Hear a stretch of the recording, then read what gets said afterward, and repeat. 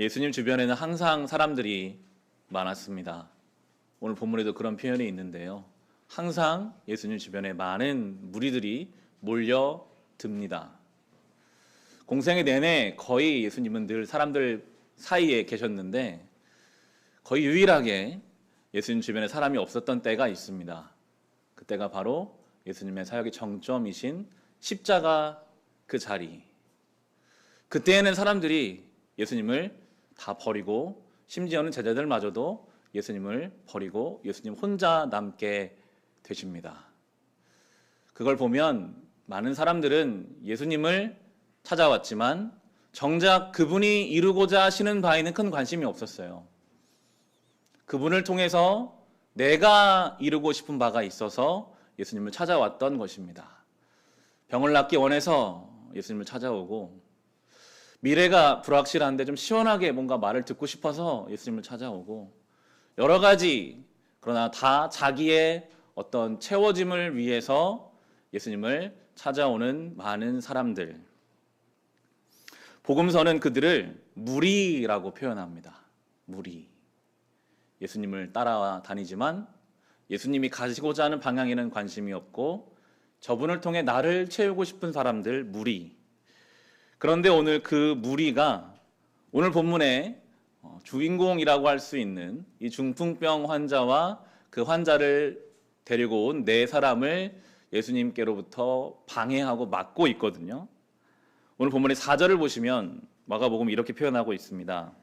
무리 때문에 예수께로 데리고 갈 수가 없어서 예수가 계신 곳 위에 지붕을 걷어내고 구멍을 뚫어서 중풍병 환자가 누워있는 자리를 달아내렸다. 이 중풍병 환자는 예수님을 만나야 돼요.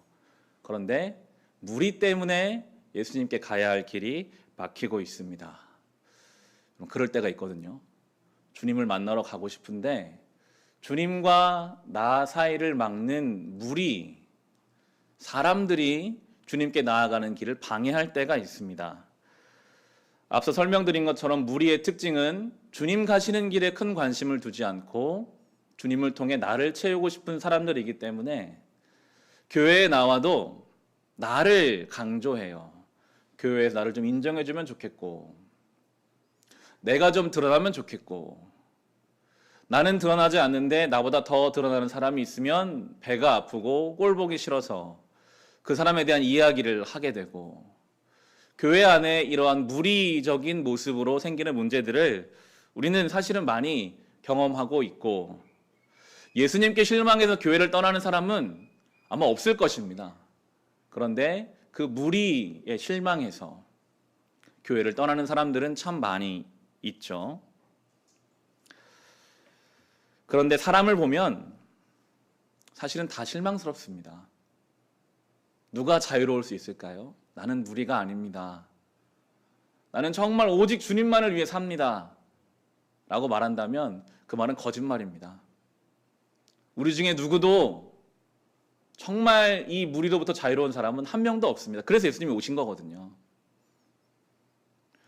누구나 그 사람을 천천히 들여다보면 실망스러운 구석이 있습니다. 당연히 저도 마찬가지죠. 성자와 같은 어느 목회자라 할지라도 그 사람을 잘 들여다보면 실망스러운 구석이 있게 되어 있습니다. 그래서 우리는 경험하잖아요. 그냥 교회에서 몇 번 볼 때는 잘 모르는데 깊이 관계를 맺을수록 저 사람 이런 사람이었구나 실망하는 마음을 갖게 되기도 합니다. 그리고 반대로 우리 안에 그런 마음도 있어요. 누군가가 실망스럽지는 않더라도 혹시 내가 교회의 어떤 사람들에게 어떻게 보여질까 하는 마음, 나 스스로에 대한 자격지심 때문에 주님께 나오지 못하는 경우들이 있습니다. 나를 주님이 어떻게 보실까가 중요하지 않고 나를 세상 사람들이, 교회 사람들이 어떻게 볼까에 대한 마음 때문에 주님께 나아가지 못하는 경우들이 있어요. 그때는 내가 나 스스로의 무리를 만들고 있는 거거든요. 우리는 예수님을 봐야 합니다. 사람을 보고 우리는 신앙생활하는 사람들이 아닙니다. 사람은 누구나 다 똑같아요. 다 실망스러워요. 나를 주님께로 인도하는 사람 없습니다. 다 무리 같은 나를 방해하는 사람들일 뿐이죠. 내가 주님을 바라보면요. 내가 정말 이 예수님을 온전히 만나면 사람이 안 보이고 먼저 나를 발견하게 됩니다. 아, 내가 이런 사람이었구나. 주님 앞에 제대로 선 사람은 먼저 나를 발견합니다. 내가 정말 주의 은혜가 아니고는 한때도 살 수 없는 그런 죄인임을 깨달아요. 그리고 그런 나를 사랑하시는 주님의 은혜가 더 크다는 것을 절실히 절절히 깨닫죠. 그리고 이제 사람을 보면 이제 그 사람이 정죄와 비판의 대상이 아니라 사랑의 대상이 되고 품어줄 수 있는 마음이 생기게 되고 불쌍한 마음으로 함께 그 길을 가게 되는 거거든요. 이 순서가 참 중요합니다. 예수님을 먼저 바라보고 그리고 나를 발견하고 그리고 함께 그 길을 걸어가는 동역자가 되어가는 것이죠. 오늘 이 중풍병자와 이 중풍병자를 주님께로 데리고 간 네 사람은 주님께 나아가는데 방해하는 사람들이 있었지만 포기하지 않았습니다. 그들에게는 사모함이 더 컸거든요. 아무리 사람들이 방해해도 오늘 성경의 표현처럼 지붕을 뚫어서라도 이 환자를 그 주님께로 내리고 있어요. 그 당시 예수님이 계신 가옥 구조가 어떤지는 잘 알지 못하겠지만 어찌되었든 지붕을 통해서 그 환자를 내린다는 것은 많은 수고가 들었겠죠. 4명 중에 1명이라도 그런 말 하지 않았을까요? 오늘은 좀 날이 아닌 것 같다. 사람이 많으니까 우리 그냥 돌아가자. 그런데 그들은 그럼에도 누가 방해하고 막아서도 결국에 예수님께로 갔습니다. 근데 예수님이 5절에 보시면 그것을 그들의 믿음이라고 하시거든요. 5절을 보시면 예수께서는 그들의 믿음을 보시고 라고 나옵니다. 여기서 그들의 믿음이 무엇입니까? 이 병든 이 사람을 어떻게든 내가 주님께 데리고 가면 주님이 이 사람을 해결해 주시지 않을까라는 것이 그들의 믿음이었어요. 중풍병, 보통은 뇌출혈로 인해서 거동이 불편한 상태를 말합니다. 스스로 걸을 수 없는 사람이었기 때문에 아마 누워 있었을 것이고 그 사람을 들고 지붕을 뚫어서 예수님 앞에 갈 때까지 수고스러웠을 것입니다. 땀이 나고 계획을 세우고 어떻게 가야 할 수 있을까. 여러분 성경은요 근데 그게 믿음이라고 하세요. 가만히 앉아있는 게 믿음이 아니라요. 뭔가 내가 찬송을 부르면 나에게 감동이 있고 감격이 있고 말씀을 들으면 그게 내 이야기 같고 그것이 물론 믿음이죠. 그러나 오늘 성경이 말하는 예수님 말씀하시는 믿음은 누군가를 둘러매고 땀을 흘리며 주님께 나아가는 것이 믿음이라고 하세요. 우리의 믿음은 중풍병자와 같은 내 영혼을 주님께로 끌고 가는 것이 믿음입니다. 요즘 저는 성경을 읽어도 잘 들어오지가 않습니다. 찬송이 별로 저에게 와닿지가 않습니다. 교회 가기가 싫습니다. 기도가 안 됩니다. 중풍병자와 같은 우리 영혼이 그게 당연하고 자연스러워요. 우리의 믿음은요, 그런 우리를 주님께 가지고 가는 겁니다. 그래도 나는 이런 사람이지만 나는 말씀을 읽어도 들어오지 않고 기도를 해도 5분도 기도 못하겠고 내 안에 믿음이 아니라 의심이 더 큰 것 같은 그런 나라도 주님을 만나면 내가 새로워지겠지. 억지로라도 끌려가는 마음으로라도 아무리 무리가 나를 방해해도 사람들을 보기가 싫어도 그래도 주님께로 나를 내 이 병든 영혼을 데리고 가는 것. 예수께서 오늘 크게 믿음이라고 하세요. 그 믿음을 보시고 주님 역사하시거든요. 그리고 우리 주변에 이 중풍병자와 같은 누군가를 주님께로 데리고 나아가는 것. 가장 먼저는 기도의 시간입니다. 내 주변에 누군가 스스로 기도할 수 없는 그 사람, 그를 위해 기도하는 것이죠. 오늘 어린이 주일인데요. 특별히 어린 자녀들은 아직 스스로를 위해서 기도하지 못할 때가 있잖아요. 우리 역할은 그들을 주님께 아뢰는 것입니다. 기도하는 것. 그리고 맡겨진 삶의 자리에서 예수님처럼 섬기는 것입니다. 몇 주간 계속 말씀드리고 있지만 예수님의 능력은요, 병고침, 무리를 걸으심, 오병이어 이런 것이 예수님 능력, 물론 예수님 능력이었죠. 하지만 그것은 영원 구원을 할 수는 없는 것이었습니다. 예수님의 능력은 십자가의 죽으심이었어요. 그게 능력입니다. 죽어지는 것, 낮아지는 것, 섬기는 것. 그럴 때 생명이 살고 하나님 나라가 이 땅에 이루어지거든요. 우리가 정말 예수가 필요한 그 누군가를 위해서 나를 낮추고 나를 십자가에 죽이는 그 마음으로 내 자존심도 내 욕심도 내려놓을 때 그때 하나님 나라가 그 가운데 이루어진다. 그것이 능력이다라고 말씀하시죠. 그렇게 주님께 나온 그들을 향하여 예수님이 그래 내 병이 나았다, 나을 것이다 라고 말씀하지 않으시고 내가 죄 용서를 받았다라는 말씀을 하시거든요. 중풍병을 지금 예수님은 죄 용서라고 받고 계세요. 이것은 그 당시 신성모독이 될 수 있는 그러한 발언이셨습니다. 실제로 그 주변에 있던 율법학자들이 예수님 말씀을 듣고 마음에 그런 생각을 하죠. 6절과 7절 말씀인데요. 율법학자 몇이 거기에 앉아 있다가 마음속으로 의아하게 생각하기를 이 사람이 어찌하여 이런 말을 한단 말이냐? 하나님을 모독하는구나. 하나님 한 분밖에 누가 죄를 용서할 수 있는가 하였다. 예수님 말씀은 위험한 발언이셨거든요. 그냥 병을 고쳐주시면 예수님 능력 있는 사람으로 더 인기가 좋아질 수도 있는데 죄 용서를 언급한다는 것은 신성모독적인 발언이었습니다. 근데 예수님이 그들의 생각을 읽고 이렇게 말씀하시죠. 8절에서 10절인데요. 예수께서 그들이 속으로 이렇게 생각하는 것을 곧바로 마음으로 알아채시고 그들에게 말씀하셨다. 어찌하여 너희는 마음속에 그런 생각을 품고 있느냐? 중풍병 환자에게 내 죄가 용서받았다 하고 말하는 것과 일어나 내 자리를 거둬서 걸어가거라 하고 말하는 것 가운데서 어느 쪽이 더 말하기가 쉬우냐? 그러나 인자가 땅에서 죄를 용서하는 권세를 가지고 있음을 너에게 알려주겠다. 예수께서 중풍병 환자에게 말씀하셨다. 예수님도 아세요. 그냥 이 중풍병 환자를 고쳐주시면 훨씬 더 사역이 풍성해지고 사람들에게 유명해지고 그런다는 걸 아시지만 예수님은 그렇게 말씀하지 않으시고 죄 용서를 지금 이야기하고 계시거든요. 그러면서 예수님이 이 땅에 오신 목적을 말씀하는 거죠. 오늘 설교의 제목이기도 한데요.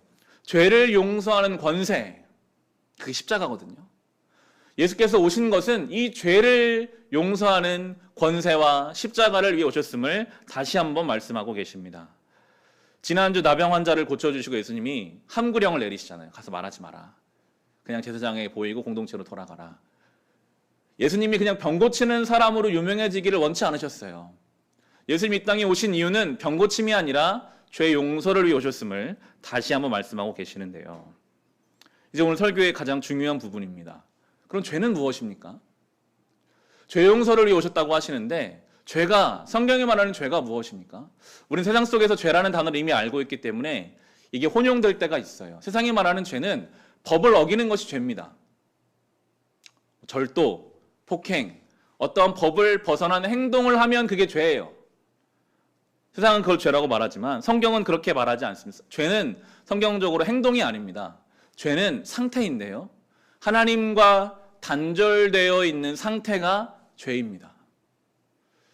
좀 더 쉬운 비유를 들어보자면 하나님이 나무이시고 우리는 가지인데 가지가 나무에서 떨어져 나온, 그래서 땅바닥에 떨어져 있는 그 상태가 바로 죄된 상태예요.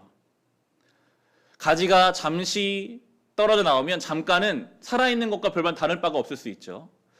가지에 만약에 꽃이 피어 있었다면 떨어져 나온 가지는 내가 떨어져 나와도 나에게 꽃이 피어 있네, 만족할 수도 있습니다. 그러나 떨어져 나온 그 순간부터 이미 죽음이죠. 그리고 서서히 죽어갑니다. 죄된 상태, 하나님과 단절된 상태는 그 순간 이미 죽음이고 그리고 서서히 죽어가게 합니다. 우리에게는 생명의 근원이 조금도 없거든요. 죄는 그런 것입니다. 하나님과 단절된 상태, 하나님을 떠난 상태, 하나님을 모르는 상태. 예수님 말씀하시는 죄의 용서는 다시 그 가지를 나무에 붙이시는 것. 예수 그리스도의 그 십자가의 보혈로 죽을 수밖에 없는, 다시 붙을 수 없잖아요. 그런데 그분이 붙여주시는 것. 내가 죄 용서하러 왔다는 것은 내가 하나님과 너희의 관계를 회복시켜 주려고 왔다. 관계 회복으로 우리는 봐야 합니다. 이 중풍병을 고치는 것이 예수님 목적이 아니에요. 그걸 통해서 이 사람이 다시 하나님의 그 풍성한 은혜 안에 들어가도록 하시는 것. 그것이 예수님 이 땅에 오신 목적이다. 십자가를 지시는 목적이다라고 우리에게 말씀해 주고 계십니다. 그런데 우리는 대부분이 이 어떤 영적인, 존재적인, 상태적인 관계에 마음을 두기보다는 당장 나의 삶을 힘들게 하는 중풍병에 초점을 두게 되어 있거든요. 지금 현실의 문제가 좀 해결되면 좋겠고 이 상황이 모면되면 좋겠다는 것이 우리의 마음입니다. 그것을 대표적으로 잘 보여주는 인물이 우리가 주중에 묵상하고 있는 출애굽기에 이집트의 권세자인 바로 왕이 그런 모습을 계속 보여주고 있었는데요. 출애굽기 10장에 보면 하나님이 이 출애굽을 위해 행하시는 10가지 재앙 가운데 8번째 재앙인 메뚜기 재앙이 나오게 됩니다. 하나님이 밤새 동풍을, 엄청난 바람을 불게 하셔서 메뚜기 떼가 그 이집트 땅을 아주 새카맣게 그 땅을 완전히 덮어버리게 하세요. 엄청난 경제적인 피해가 그 땅에 있었죠. 그리고 바로 왕이 회개하자 하나님이 다시 서풍을 불게 하셔서 그 모든 메뚜기 떼들을 이제 다 없애시는 내용이 나오는데요. 본문을 잠깐 잡아두시고 출애굽기로 한번 가보겠습니다. 구약성경 87페이지 출애굽기 10장 말씀입니다.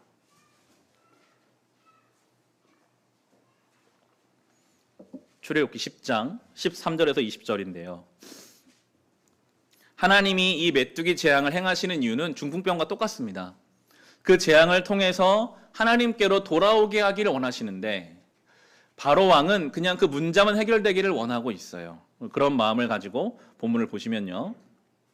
13절부터 20절 제가 읽어드릴게요. 모세가 지팡이를 이집트 땅 위로 내미니 주님께서 그날 온종일 그리고 밤이 새도록 그 땅에 동풍이 불게 하셨다. 그 동풍은 아침녘에 메뚜기 떼를 몰고 왔다. 메뚜기 떼가 이집트 온 땅 위로 몰려와서 곳곳마다 내려앉았다.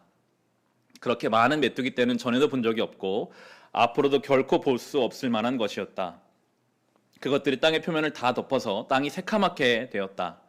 그것들이 우박의 피해를 입지 않고 남아있는 나무의 열매와 땅의 푸성기들을 모두 먹어치워서 이집트 온 땅에 있는 들의 나무와 푸른 푸성기는 하나도 남지 않았다. 그러므로 바로가 모세와 아론을 급히 불러들여서 말하였다. 내가 너희와 주 너희의 하나님께 죄를 지었다. 부디 이번만은 나의 죄를 용서하고 주 너희의 하나님께 기도하여 이 엄청난 재앙이 나에게서 떠나게 하여라. 모세가 바로에게서 물러나와 주님께 기도를 드리니 주님께서 바람을 가장 센 서풍으로 바꾸셔서 메뚜기 떼를 홍해에 몰아 넣으시고 이집트 온 땅에 메뚜기 한 마리도 남겨두지 않으셨다. 그러나 주님께서는 바로가 여전히 고집을 부리게 하셨으며 바로는 여전히 이스라엘 자손을 내보내지 않았다. 이 바로 왕의 표현이 그렇죠. 주 너의 하나님, 너의 하나님이라는 거예요. 지금 절대자로 살아왔던, 자기가 신인 줄 착각하고 살았던 자기의 인생에 내 힘으로 안 되는 것이 있다는 것을 하나님 때문에 지금 깨닫고 있거든요. 아, 이게 내 나라가 아니라 저분의 나라가 될 수도 있겠구나. 내 인생이 아니라, 내 권세가 아니라 내 위에 계시는 분이 있구나 하는 것을 철저히 지금 깨닫고 있는데도 내 하나님이 아니에요. 너희 하나님. 지금 하나님이 메뚜기 떼를 불어오게 하시는 바람, 심판의 바람이죠. 메뚜기 떼를 다 몰아가게 하신 바람, 그것은 구원의 바람입니다. 이 두 바람은 사실은 다 죄 용서의 바람이거든요. 이 메뚜기 떼로 인해서 너 연약함을 깨닫고 하나님께 엎드려라. 이 메뚜기 떼를 치우시는 하나님을 바라보며 찬송하고 하나님께 엎드려라. 다 죄 용서 하나님께 돌아오게 하기 위한 그런 바람임에도 그는 오직 메뚜기 떼만 없어졌으면 좋겠는 거예요. 하나님의 관심이 없어요. 지금 당장 내가 이 문제만 해결되면 좋겠다. 그러니까 그 문제 해결되니까 하나님을 바라보는 것이 아니라 다시 자기 완악함으로 돌아가고 있죠. 하나님께서는 우리의 삶에 고난을 통해서도 하나님께 나오기 원하시고 생명과 구원을 통해서 하나님께 나오기 원하시는 하나님의 목적은 분명하거든요. 우리의 삶에 그런 때가 있습니다. 수험생이라든지 취업을 준비하는 아주 나의 삶의 중요한 어떤 위치에서 큰 병에 걸렸을 때 여러 가지 내 인생에 마치 메뚜기 떼와 같이 나를 힘들게 하고 내 힘으로 안 된다는 것이 깨달아지는 그때에는 하나님께 엎드릴 때가 있어요. 바로 왕이 지금 그랬잖아요. 내가 회개하겠다. 그런데 나의 하나님이 아니에요. 그냥 이 문제만 좀 해결되면 좋겠다. 그 문제가 해결되면 다시 완악함으로 고집스러움으로 돌아갈 때가 있거든요. 하나님은 그 문제를 통해서 하나님께 돌아오기를 원하시거든요. 예수님이 중풍병을 고쳐주시는 것으로 끝내시는 것이 아니라 그 중풍이라는 문제로 인하여 죄 용서, 하나님과의 관계로 이끌어주기 원하시는 것과 연결되고 있는데 우리는 때로 바로 왕처럼 그냥 상황의 모면에 마음을 둘 때가 있습니다. 죄의 문제는 너무나 중요합니다. 근본적인 변화를 가져오거든요. 우리 상태적인 변화를 가지고 오거든요. 다시 오늘 본문으로 돌아가 보겠습니다. 마가복음 2장인데요. 예수님이 그 중풍병 환자에게 11절 12절을 말씀하십니다. 내가 내게 말한다. 일어나서 내 자리를 걷어서 집으로 가거라. 그러 중풍 환자가 일어나 곧바로 모든 사람이 보는 앞에서 자리를 걷어서 나갔다. 사람들은 모두 크게 놀라서 하나님을 찬양하고 우린 이런 일을 전혀 본 적이 없다 하고 말하였다. 죄를 용서받는다는 것, 생명의 근원 대신 하나님과의 관계가 회복된다는 것은 전적인 변화입니다. 마치 걷지 못하던 자가 걷는 것처럼, 몸이 마비된 자가 그 몸이 완전히 회복되는 것처럼, 그것은 나의 삶의 유익만을 말할 뿐만 아니라 오늘 본문에 나오는 것처럼 주변 사람들 모두 하나님을 찬송하게 만드는 놀라운 능력이거든요. 죄 용서라는 것이 그냥 우리가 회개의 기도 시간에 잠시 내 마음의 안위를 잠시 얻는 것이 죄 용서가 아니에요. 진정한 죄 용서는 생명의 근원 대신 하나님께 다시 접붙여져서 내 안에 그 하나님의 사랑이 들어오고 내 안에 그 하나님의 놀라운 능력과 은혜가 생겨나는 것입니다. 그게 죄 용서거든요. 이 놀라운 죄 용서는 우리 안에 없던 사랑을, 내 안에 이런 사랑이 없었는데 하나님과의 관계의 회복을 통해서 그 사랑이 내 안에 흘러들어오게 돼요. 내 안에 이런 감사가 없었는데 하나님과 관계 속에서 그 감사가 회복되는 것. 중풍병자가 걷는 것 얼마나 놀라운 기적입니까? 그런 기적이거든요. 죄 용서라는 것은. 하나님과 회복이라는 것은 그런 것입니다. 이 놀라운 죄 용서는 그래서 그냥 이루어지는 것은 아니죠. 이 죄 용서는 그 값을 치러야 하고 그 값을 치르시기 위해서 예수 그리스도가 이 땅에 오신 것입니다. 그게 우리 신앙의 핵심이 십자가죠. 그게 복음입니다. 그렇게 우리를 다시 생명으로 이끄시기 위하여 예수께서 값을 치르셨습니다. 그게 우리의 믿음이잖아요. 그 예수의 십자가, 예수의 그 값을 치르시는 내용이 다시 출애굽기 12장인데요.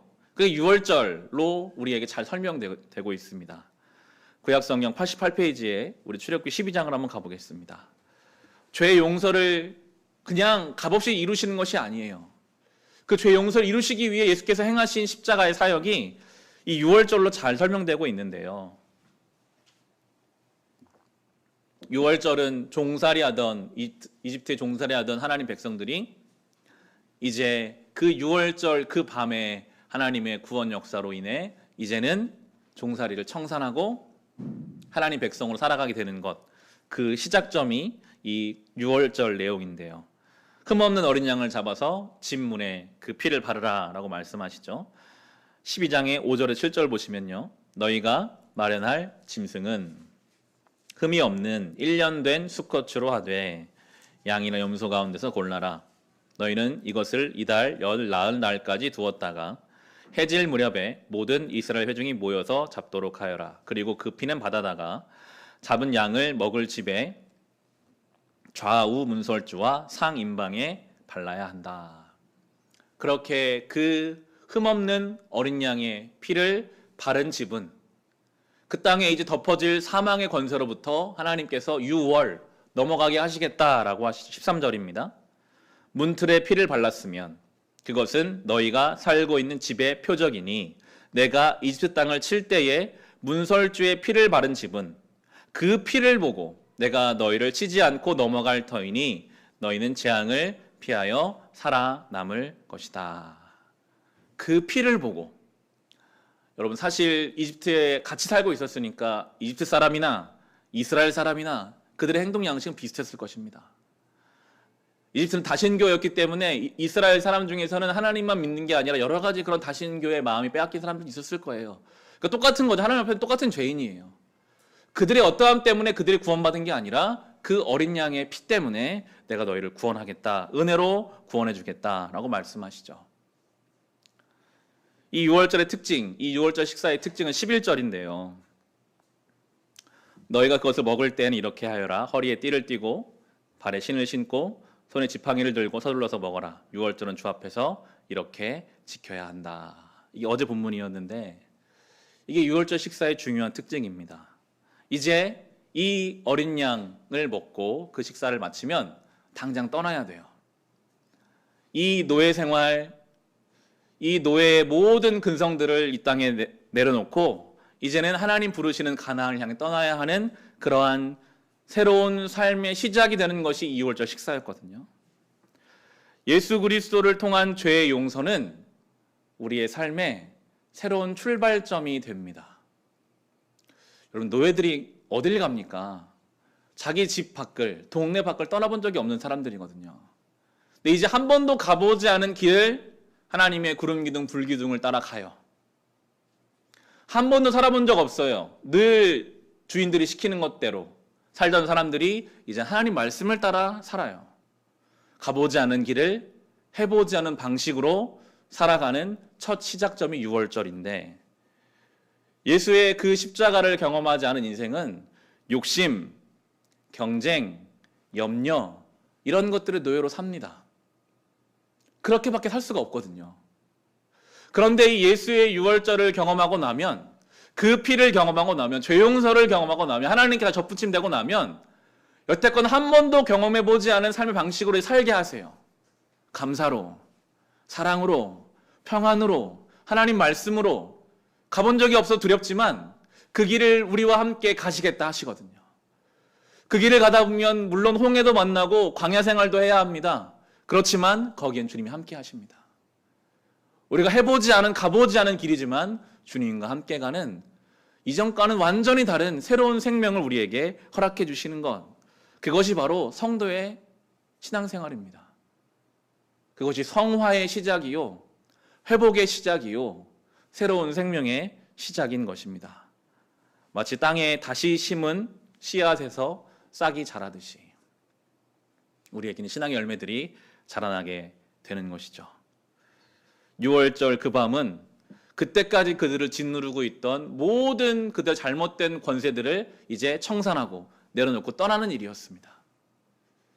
예수의 죄 용서는 여러분이 예배당에 오실 때까지 여러분을 짓누르고 있던 여러분의 욕심, 염려, 깨어진 관계, 여러분이 복종할 필요 없으나 그것에 매여 살았던 것들을 다 내려놓고 이제 떠나는 거거든요.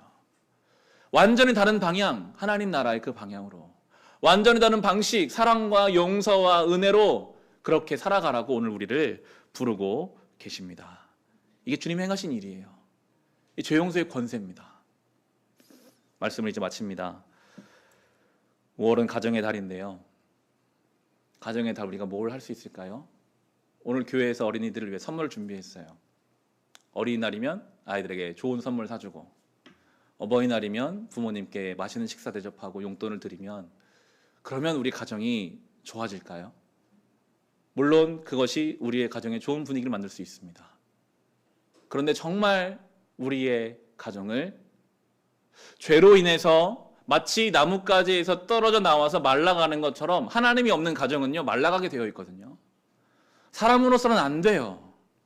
늘 가정이 나의 행복과 나의 생명이 되는 게 아니라 오히려 나를 마르게 하고 나를 힘들게 하는 그러한 가정이 될 수도 있어요. 어떻게 그 가정을 회복할 수 있을까요? 예수님밖에는 답이 없습니다.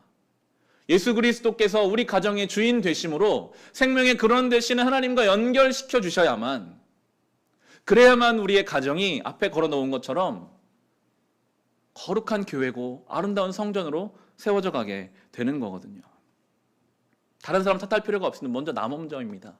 중풍병자와 같은 내 인생을 내가 변화될까? 그래도 억지로라도 주님께 가는 거예요. 주님 나를 고쳐주시겠지. 사람이 방해해도 그럼 지붕 뚫고 가는 거예요. 어떻게든 주님께 나가는 거예요. 내 죄가 용서받았다. 하나님과 너의 관계 회복될 것이다. 이제 너는 노예 생활 청산하고 죄의 노예가, 욕심의 노예가 아니라 하나님 자녀로 이제 새로운 길을 시작해라.